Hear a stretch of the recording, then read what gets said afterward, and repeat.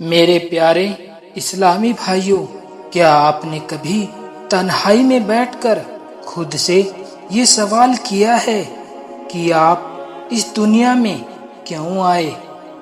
آپ کا مقصد کیا ہے؟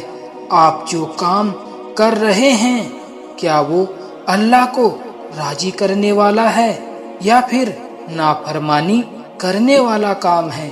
انسان اس دنیا میں یوں ہی نہیں بھیجا گیا ہے، بلکہ ایک بہت بڑا مقصد ہے اس کے آنے کا، اور وہ مقصد ہے اللہ کی عبادت۔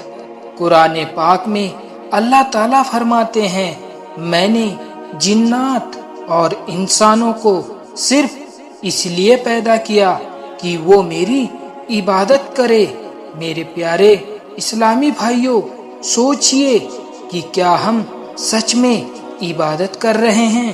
کیا ہماری روزمرہ کی زندگی اللہ کے بتائے ہوئے راستے پر چل رہی ہے؟ افسوس کی بات یہ ہے کہ آج ہم اس دنیا کی چکا چوند میں ایسے گم ہو چکے ہیں کہ ہمیں اپنے اصل مقصد کی کوئی خبر ہی نہیں۔ آج ہم فجر کی نماز کو نیند کی خاطر چھوڑ دیتے ہیں۔ آج ہم حلال کمائی کی پرواہ نہیں کرتے ہیں، رشوت، جھوٹ، دھوکہ اور گناہوں کے راستے سے روزی حاصل کرنے میں لگے ہوئے ہیں۔ لیکن یاد رکھیے، جو دولت گناہ سے حاصل ہوتی ہے وہ نہ اس دنیا میں سکون دیتی ہے اور نہ آخرت میں۔ میرے پیارے اسلامی بھائیوں، ایک بار تنہائی میں بیٹھو، دل سے سوچو، آنکھیں بند کرو اور خود سے پوچھو، کیا میں تیار ہوں موت کے لیے؟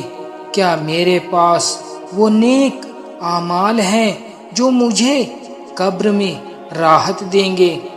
کیا میں نے اپنے رب کو راضی کر لیا ہے؟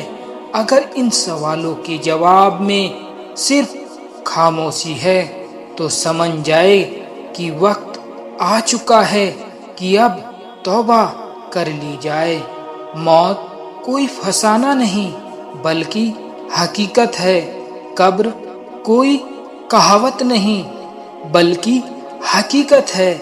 ایک دن آئے گا جب یہ جسم مٹی میں مل جائے گا اور روح اللہ کے سامنے کھڑی ہوگی۔